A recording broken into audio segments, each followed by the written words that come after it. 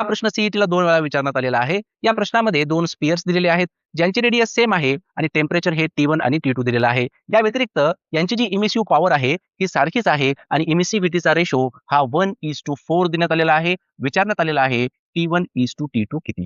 आता या ठिकाणी ऑर्डिनरी बॉडीसाठी आपल्याकडे इमिसिव्ह पॉवरचा फॉर्म्युला असतो E into sigma into T⁴. आता या ठिकाणी इमिसिव्ह पॉवर आणि सिग्मा कॉन्स्टंट आहे. त्यामुळे या ठिकाणी आपण रिलेशन म्हणू शकतो E1 into T1⁴ equals to E2 into T2⁴. ठीक आहे. आता आपल्याला रेशो काढायचा आहे. त्यामुळे T1 आणि T2 एका बाजूला घेऊयात. So T1/T2 bracket raise to 4 is equals to E2/E1. म्हणजेच या ठिकाणी आपण म्हणू शकतो T1/T2 इक्वल्स टू E2/E1 जो आहे तो 4:1 बनेल. सो 4/1⁴. जर आपण √2 ची पॉवर 4 केली तर त्या ठिकाणी उत्तर जे आहे ते 4 येतं. म्हणून √2/1 म्हणजे √2:1 जे आहे ते करेक्ट आन्सर आहे.